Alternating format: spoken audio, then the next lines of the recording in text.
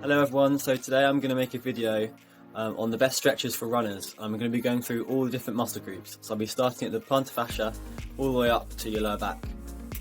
So the first stretch is for your calf, and I'm going to be showing you how to modify the stretch so it also stretches your plantar fascia. So what you're going to do is you're going to find a wall that you can put your body weight against, and then you're going to put one foot backwards from the other foot.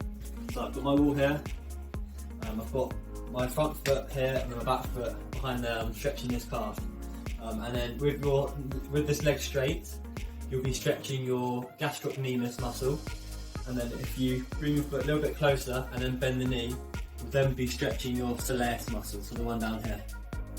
So straight leg is your gastroc, bent leg is your soleus muscle, and then if you want to stretch your plantar fascia, you roll up a towel and then put your toe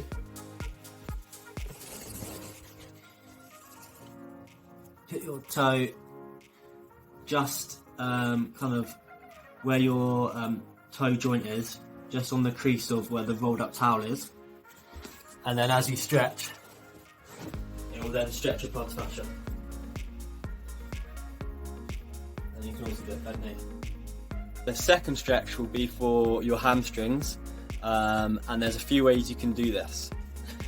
So if you find yourself a wall, or you can do it against the bed, and you lean back, bend this knee up wherever you want, wherever's comfortable, and then with this leg, you're just going to bring your toes up and then see how far you can lean forward while stretching for your toes. Some people might find that this is a good stretch, but some people might need to go and lean forward. And then if you want to make this stretch even harder, what you can do is turn around, put your foot onto the wall, and then if you get your towel again, put it under your forefoot, and then really push your heel into the wall, and then again lean forward. And then with that towel, it will really stretch all up your calf and all up your hamstring. And again, just hold that for like 30 seconds to a minute. So the next stretch will be for your quads. So they're your thigh muscles. And yeah, there's two ways of doing this. So I'll show you those ways now. The easiest way, which most people know, is to stand and then hold your ankle and then kind of stand up straight.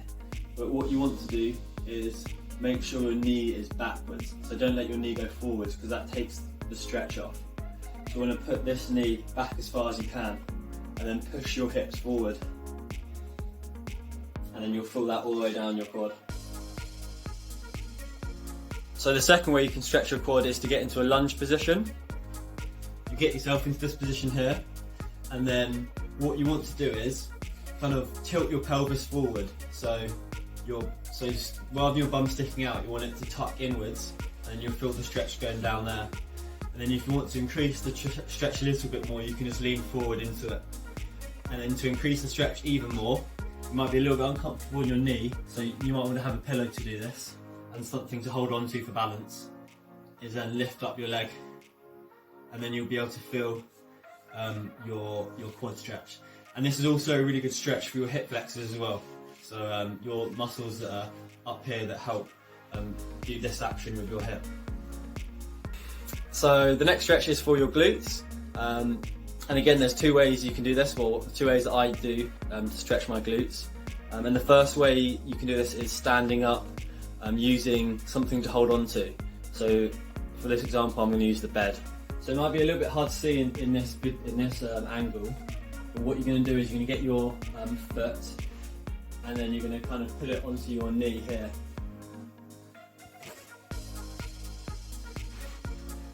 So you're going to get your foot and put it onto your knee, and then you're going to hold on to the bed, and then what you're going to do is you're just going to kind of stick your bum out, so you're sitting back like that. And then what you can do to progress it even more is push this knee down. So get your foot onto your knee, and then you're going to sit back into it. So you're kind of sitting down like you're about to sit in a chair, and then I can feel that in my glute here. And if you want to make it a bit harder, push this knee down with your hand. And I can actually feel that kind of going up into my back as well.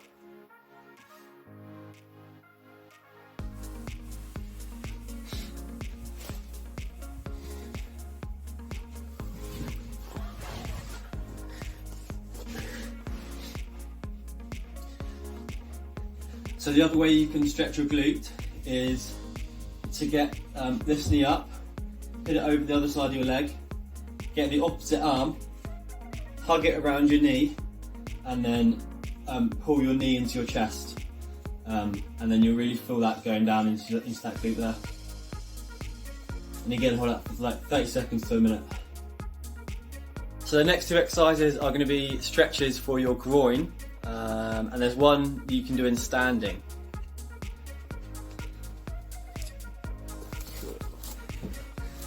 So this one is a pretty simple stretch. You're just going to stand here, put your leg to the side, and then bend down.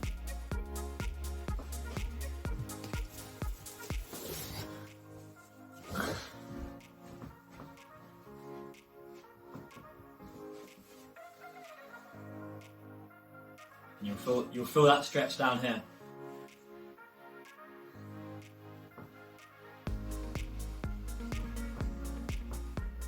And then to change it a little bit, what you can do is put this foot outwards and then rotate your body so you're facing this way, and it will just stretch a different groin muscle. So the second way to stretch your groin is to sit in this position. It might be easy to have something to support your back. And then tuck your heels in close towards your bum, and then I can feel the stretch like this. If you want to make it a little bit harder, you can just push your knees down. So the next stretch is a bit of a weird one, but it's for the internal rotators of your hip. So to stretch those muscles, you want to get into a similar position that hurdlers get when they're going over the top of a hurdle, but you'd be doing this lying on the floor.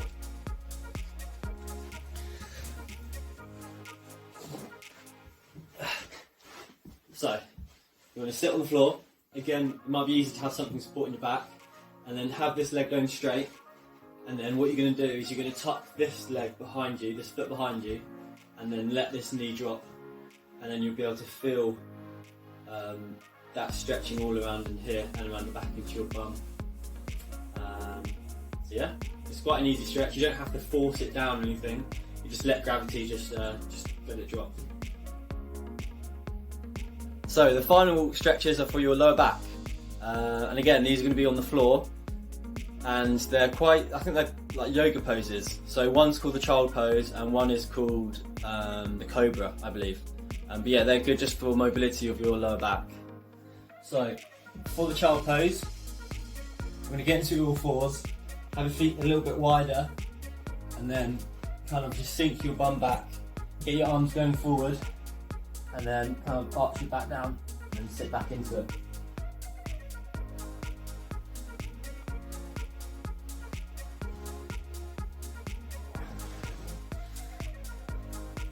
And then for the cobra, what you'll then do is get back into this position and then put your weight forward and then sink your pelvis towards the floor. And you can kind of go in between the two.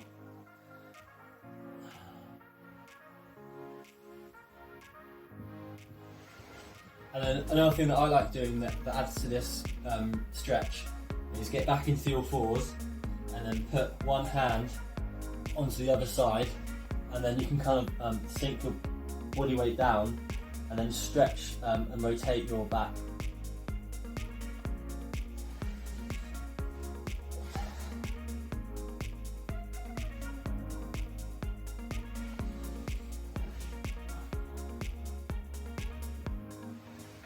So those are all the key exercises that I do as a runner.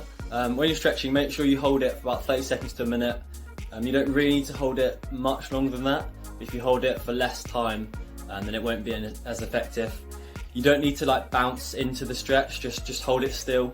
And obviously it's important to stretch when you're warm, so you know, if you do it after a shower or after you've ran, I wouldn't suggest stretching before you run, because before you run you want to warm up by getting your heart rate up. So stretching as a warm up isn't going to prepare you, because it's not going to get your heart rate up. So if you're going to go for like a session or something, you know, go for a little jog or do some drills to prepare for that, not static stretching.